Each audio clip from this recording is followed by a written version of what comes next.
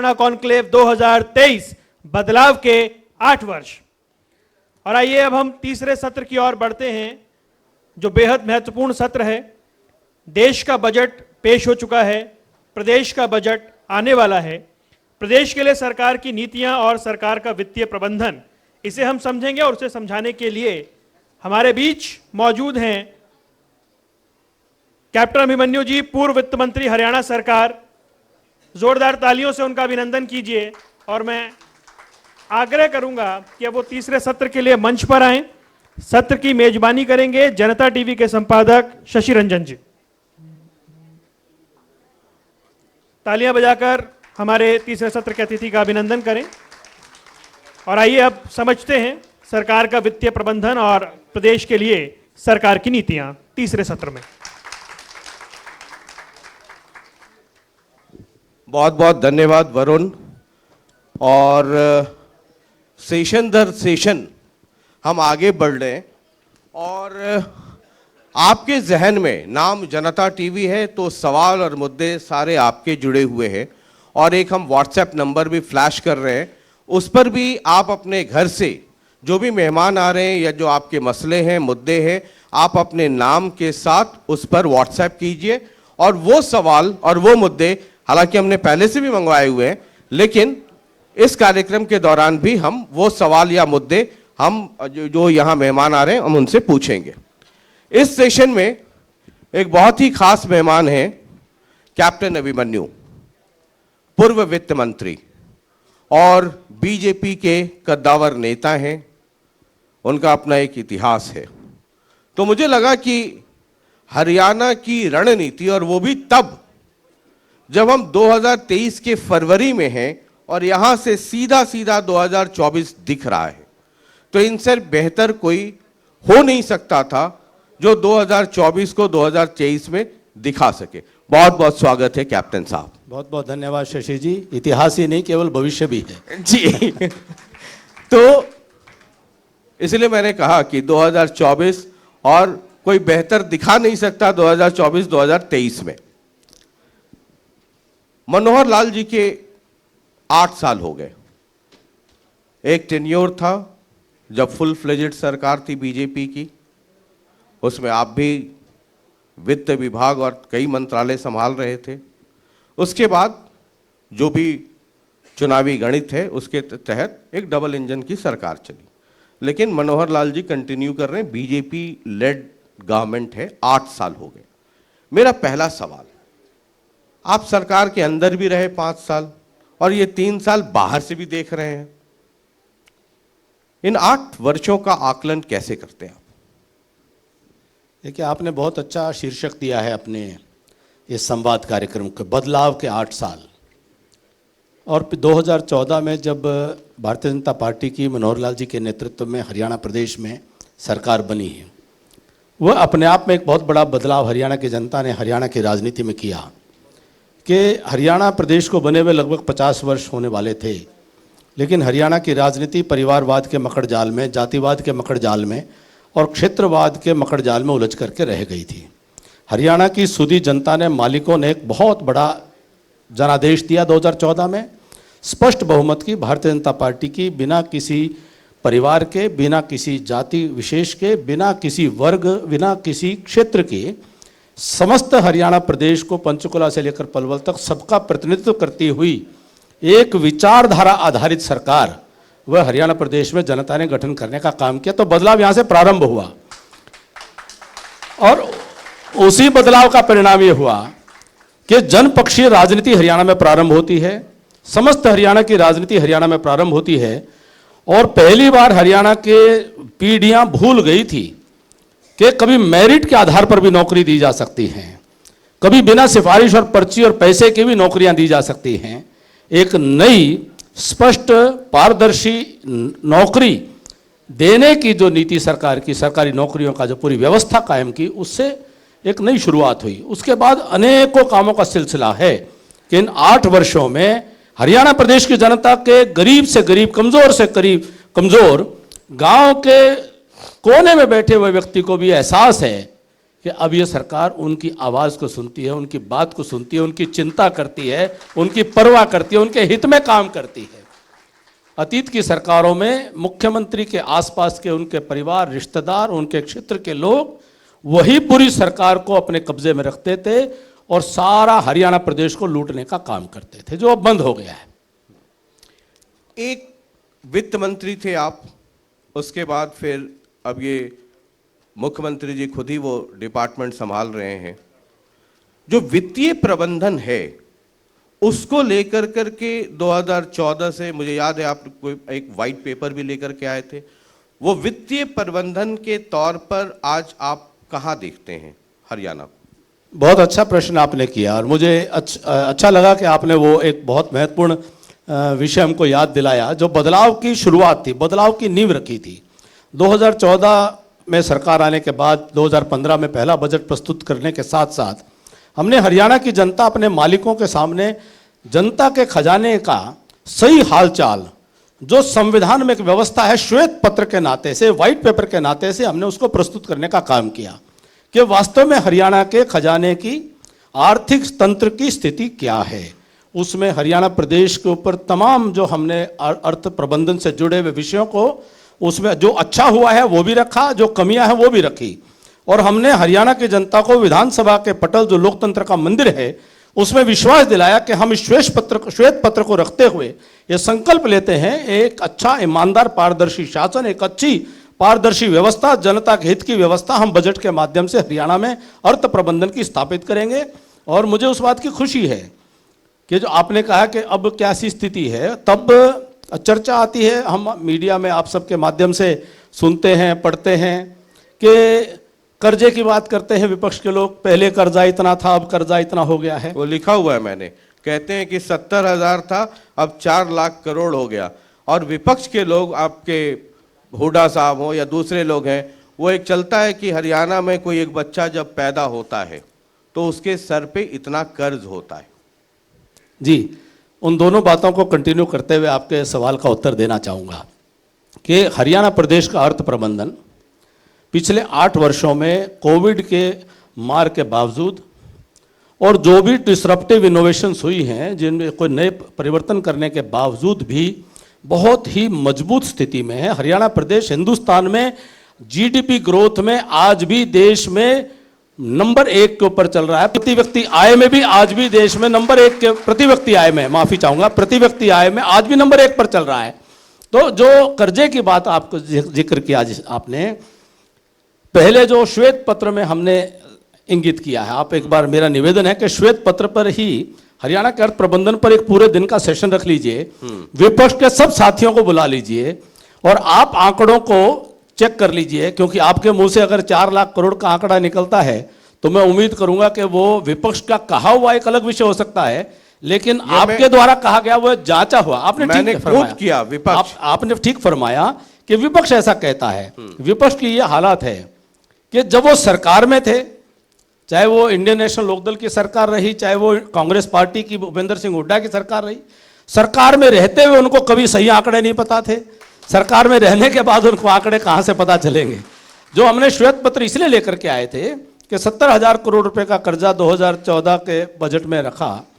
वास्तविकता ये थी कि वो जो कर्जा था उसमें लगभग 35,000 करोड़ रुपए का कर्जा बिजली कंपनियों का वह सरकार के खाते से हटा करके बिजली कंपनियों के खाते में उन्होंने डाल दिया था।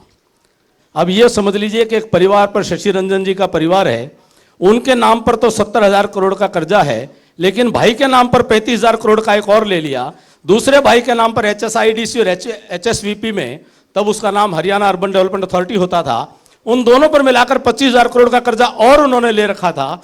लेकिन कह रहे थे कि शशि रंजन जी, यानी कि हरियाणा सरकार के खजाने में तो केवल 70,000 है, बाकी कर्जा जो है वो, ये कर्जा हरियाणा की जनता के ऊपर था।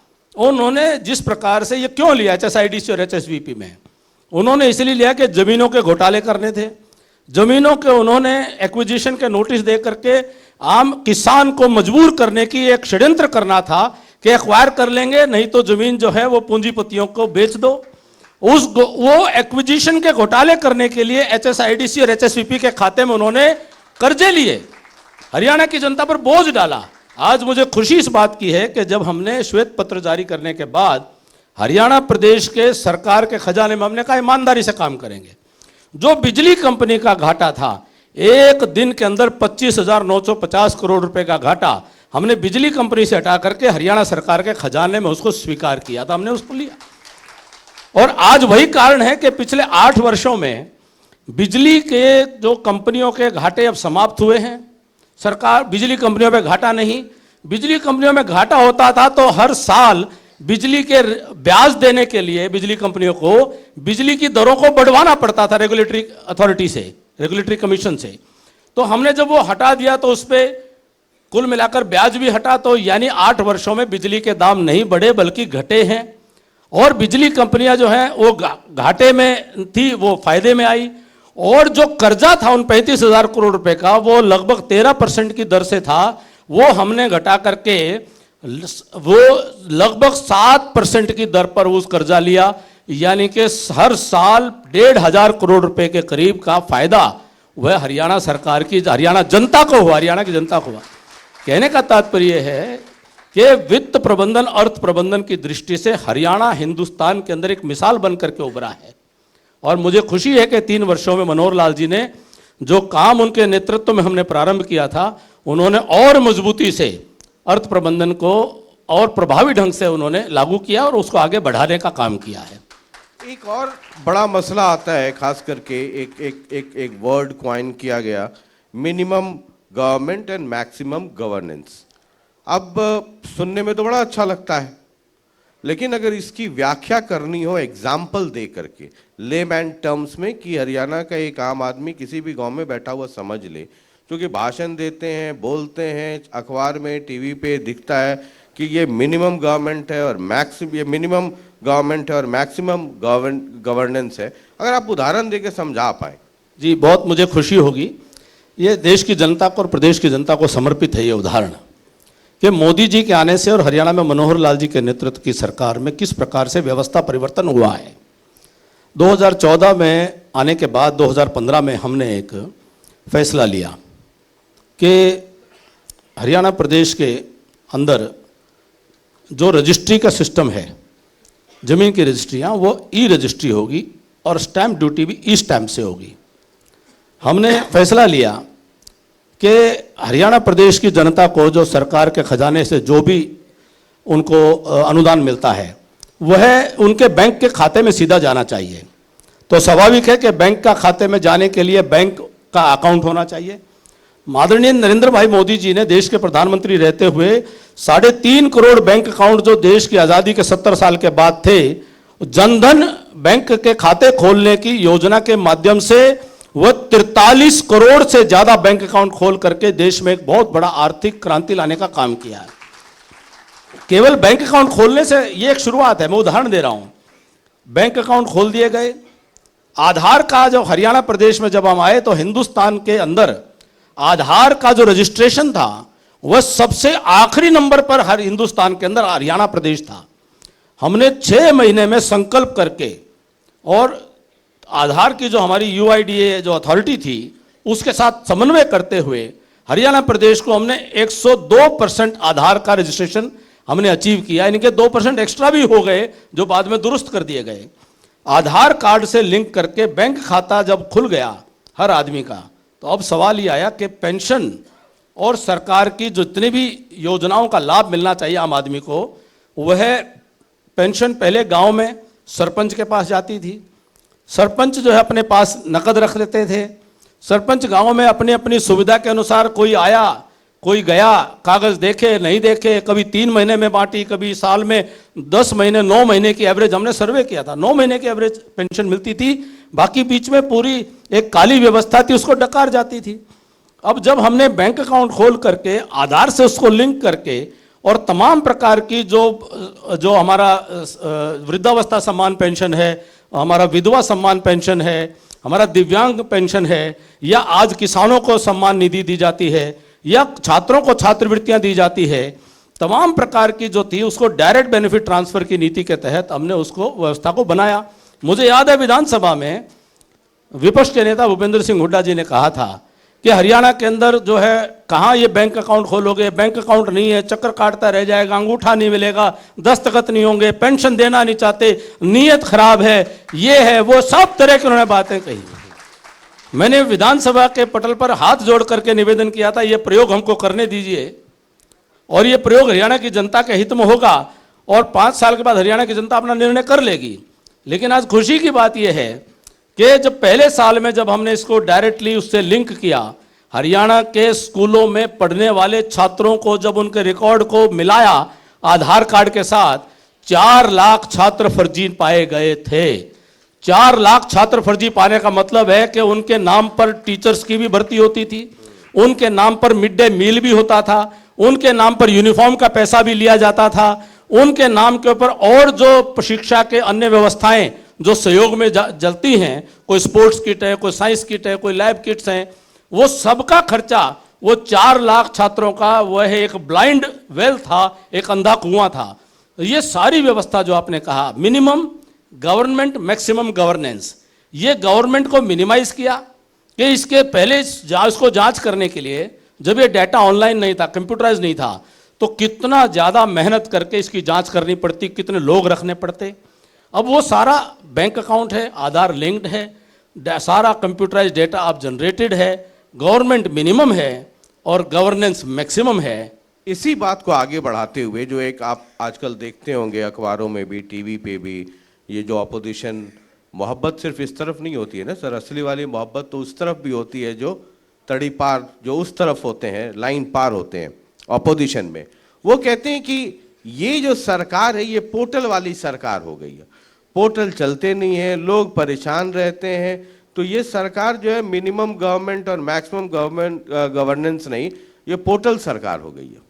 देखिए, मैं इसमें 2 बातें कहूँगा कि कोई भी सरकार काम करती है तो सरकार के साथ उसके सहयोग में प्रशासनिक मशीनरी रहती है और प्रशासनिक मशीनरी की व्यवस्था में स्वाभाविक है वो भी समाज के ही लोग हैं, कहीं ना कहीं उसके अंदर त्रुटियां कमियां हो जाती हैं, रह जाती हैं, नया काम करने में कुछ तकलीफ़ें भी आती हैं।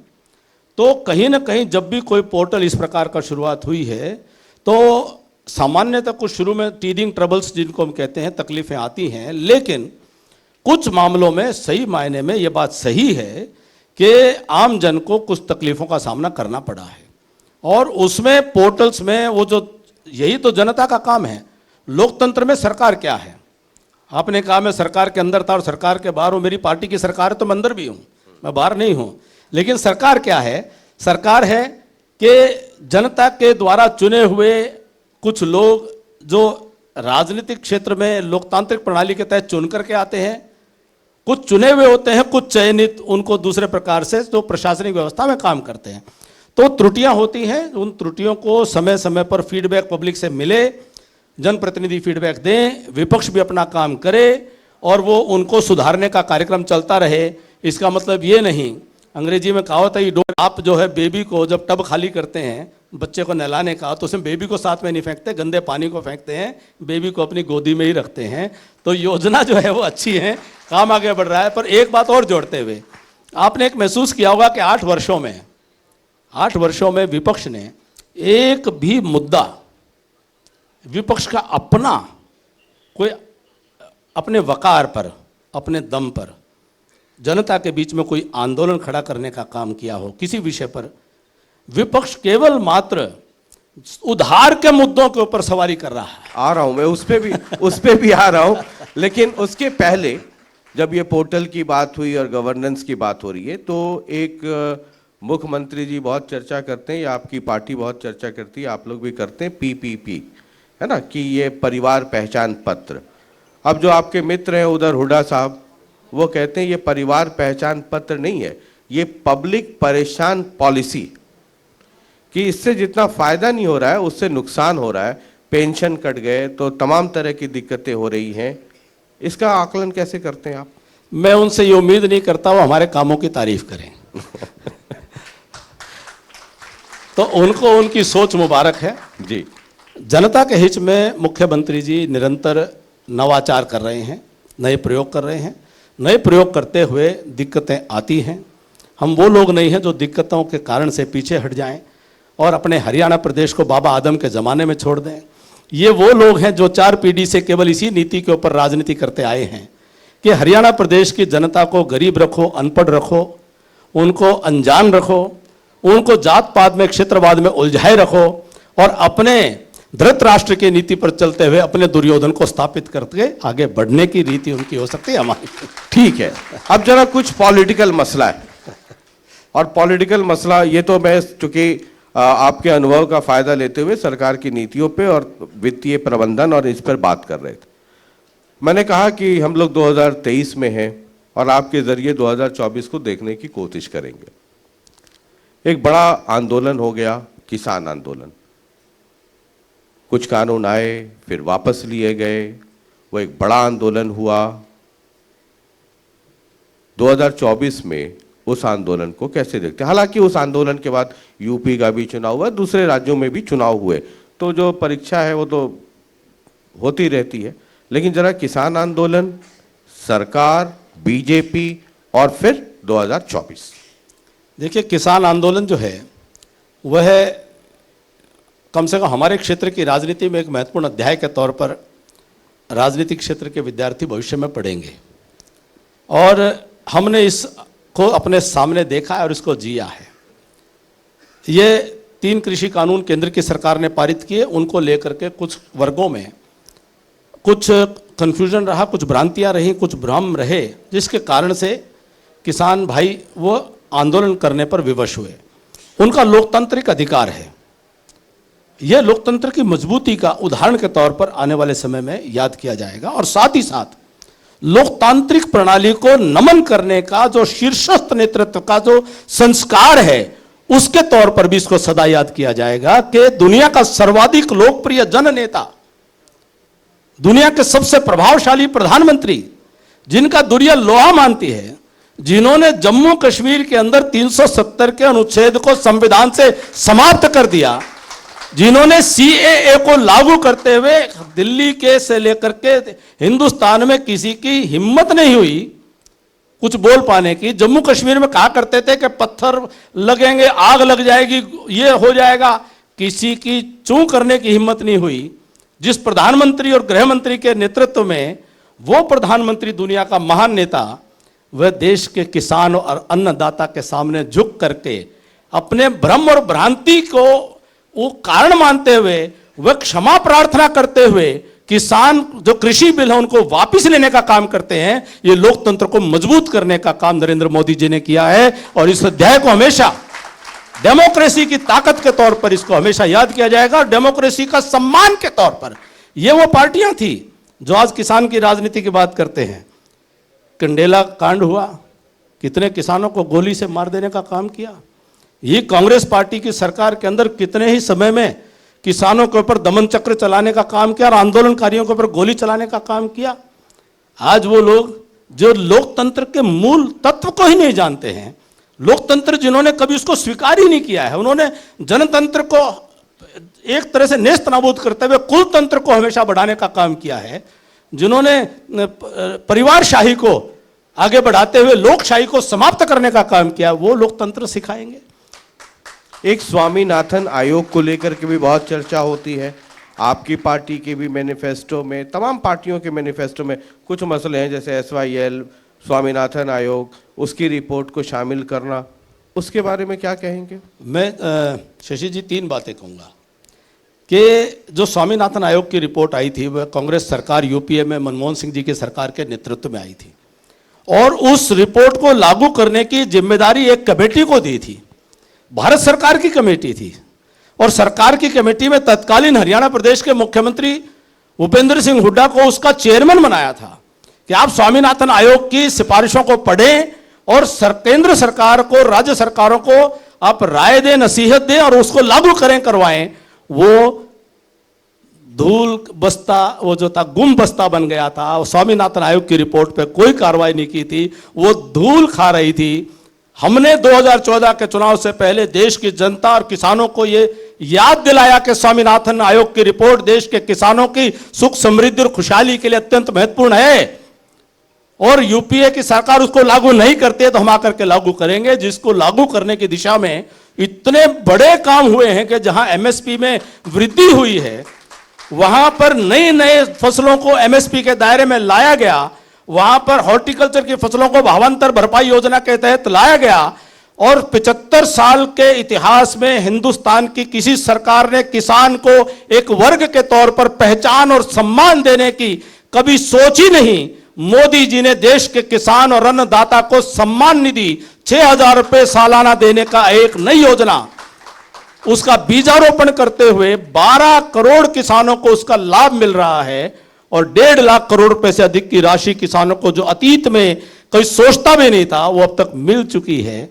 इसी प्रकार से जैसे मैंने कहा कि चाहे ये हमारा स्वामीनाथन आयोग के रिपोर्ट की बात हो, और चाहे हमारी एमएसपी किसान आंदोलन की जो बात हो, इन सभी बातों में विपक्ष के पास में कोई फेस नहीं है, उनके पास कोई उनको जनता के बीच में जाने की कोई, मैं समझता हूं कि सही मायने में जनता के सामने जाके माफी मांगनी चाहिए उनको कि एसवाईएल के मुद्दे पर हरियाणा प्रदेश के हित में सुप्रीम कोर्ट का निर्णय आ गया। तत्कालीन कांग्रेस पार्टी की सरकार ने आर्टिकल 143 भारत के संविधान के तहत उसको सर्वोच्च न्यायालय से राष्ट्रपति महोदय के पास भिजवा दिया। फैसला हरियाणा के पक्ष में है, फैसले की विवेचना करने का राष्ट्रपति महोदय जी को संविधान में अधिकार हो सकता है, लेकिन वह 10 साल तक उस पर कोई फैसला ना हो। जब हमारी सरकार आई हरियाणा प्रदेश में 2014 में, दोबारा से सर्वोच्च न्यायालय में उसको हमने पिटीशन लगा करके, और वो निर्णय हरियाणा प्रदेश के हित में एसवाईएल का निर्णय लिया गया। आज जो लोग एसवाईएल के ऊपर राजनीति करने की बात करते हैं, वो बताएं कि जब भारतीय जनता पार्टी के 6 विधायकों ने विधानसभा के कार्यकाल की समाप्ति के 1 साल भी बाकी था, उन्होंने त्याग पत्र दिया था एसवाईएल के मुद्दे पर। आज तक विपक्ष के किसी नेता ने एसवाईएल के मुद्दे पर इस प्रकार का त्याग और बलिदान देने का काम किया है? नहीं किया है। चलिए, एक और मसला है sir, OPS, old pension scheme. पड़ोस में हिमाचल है, वहाँ की स्थिति आप जानते हैं। अब सरकार कांग्रेस की आ गई, और ये ओल्ड पेंशन स्कीम एक बड़ा मसला बना हुआ है।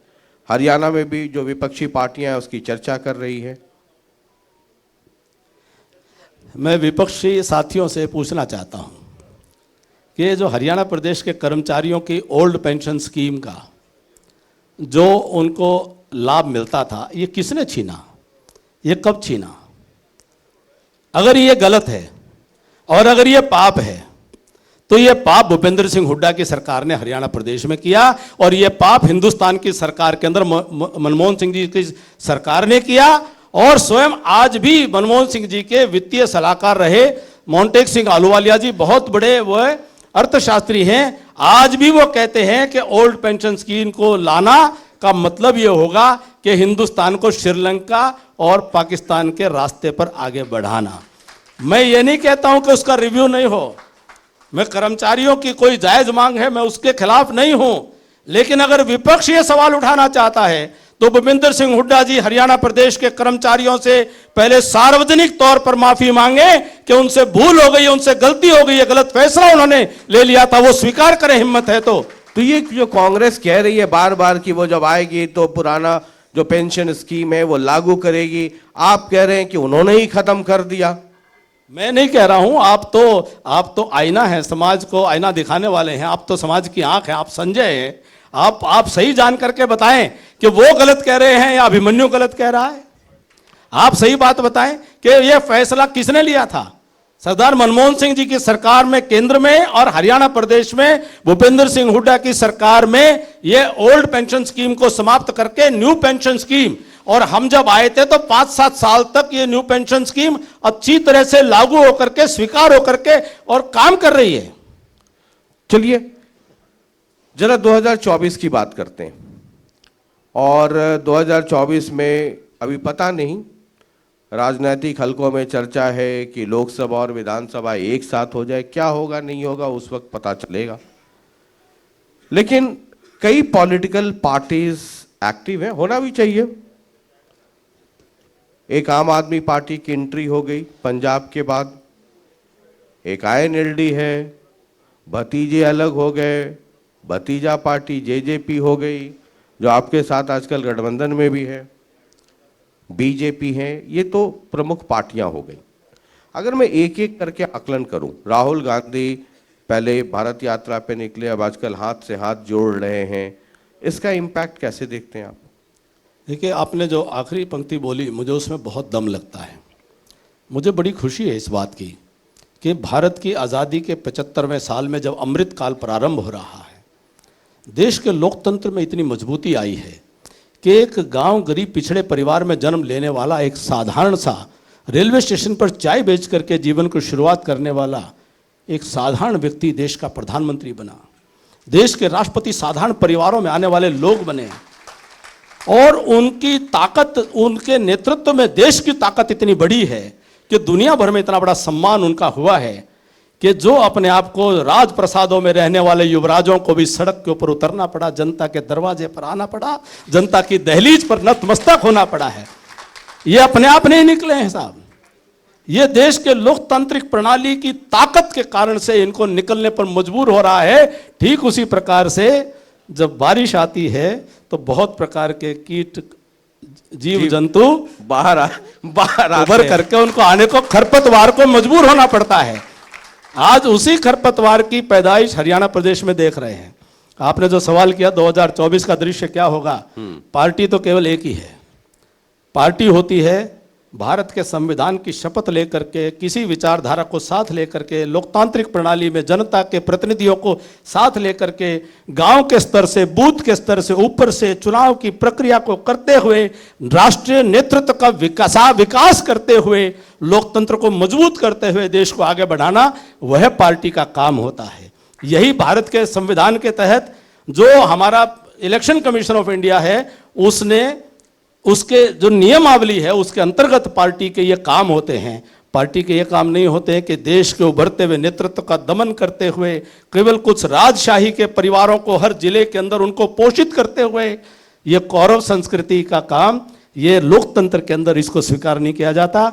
इसलिए मैं कहना चाहता हूं, पार्टी तो एक ही है, भारतीय जनता पार्टी है। हाँ, एक आधी पार्टी और प्रयास कर रही है। कब पीछे पहले समस्त भारतीय पार्टी थी, आज आपने याद होगा पिछले चुनाव में एक समस्त भारतीय पार्टी भी थी, इस चुनाव में आम आदमी पार्टी भी उसी भूमिका में आ जाएगी। सही मायने में राजनीतिक विचारधारा की पार्टी कोई है तो भारतीय जनता पार्टी है, बाकी कुछ गिरोह और हैं।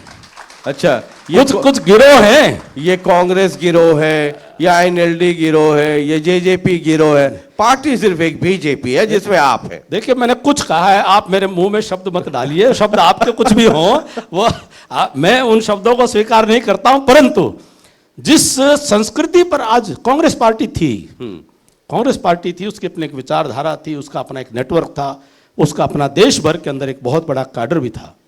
लेकिन धीरे धीरे कांग्रेस पार्टी विचारधारा से हट करके, देश की आकांक्षाओं और अपेक्षाओं से हट करके, वह कुछ परिवारों के अंदर सिमट करके रह गई और जबरदस्ती एक देश का युवा नेतृत्व को दबा करके, जो अनेक संभावनाएं थी इस देश के अंदर, आईआईटी आईआईएम से पढ़े हुए, बड़ी बड़ी विश्वविद्यालयों से पढ़े हुए, समाज के बीच में काम करते हुए लोग, वह देश का नेतृत्व करना चाहिए था, लेकिन करने को उनको दबा करके और उनके ऊपर थोपा गया। उन राज परिवारों के वो लड़के और बेटे बेटियां थोपी गई जिनसे लाखों करोड़ों नौजवानों से कहीं ज्यादा योग्य थे। हरियाणा प्रदेश भी उससे ग्रसित हुआ, मेरा देश भी उससे ग्रसित हुआ।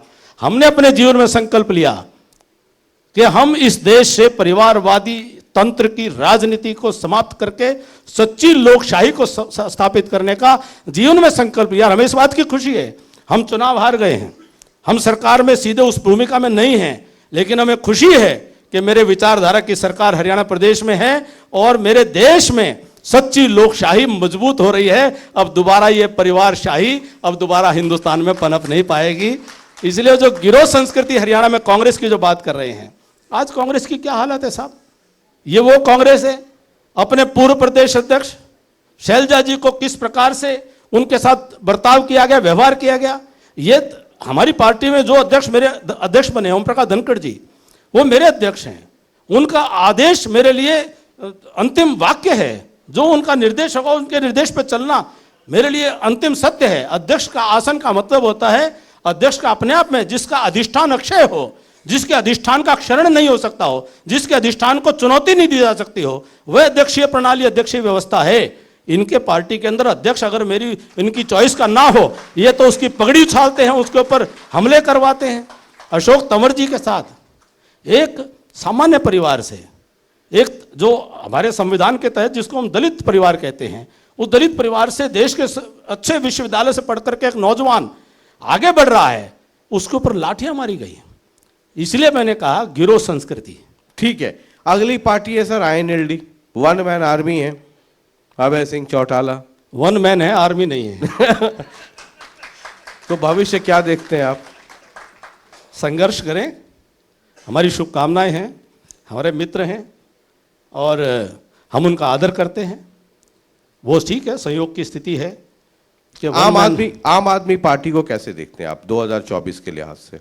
हमने उनको आदमपुर के उपचुनाव में देख लिया है, हरियाणा की जनता ने भी देख लिया है, और जो आदमपुर के उपचुनाव में हुआ उसकी पुनरावृत्ति ही हरियाणा प्रदेश के विधानसभा चुनाव में होने वाली है। कुछ और अधिक बदलाव नहीं होने वाला है। चलिए, बहुत बहुत शुक्रिया सर हमसे बातचीत करने के लिए, और बहुत बहुत धन्यवाद साहब, बहुत बहुत शुक्रिया। बहुत बहुत ओवर टू यू वरुण।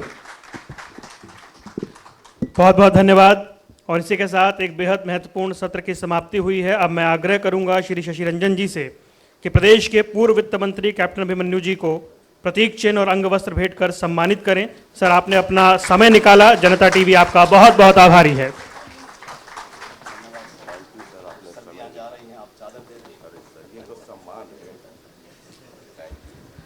संवाद हरियाणा कॉन्क्लेव 2023 बदलाव के 8 वर्ष और एक और सफलतापूर्वक सत्र की समाप्ति हुई। बहुत बहुत धन्यवाद।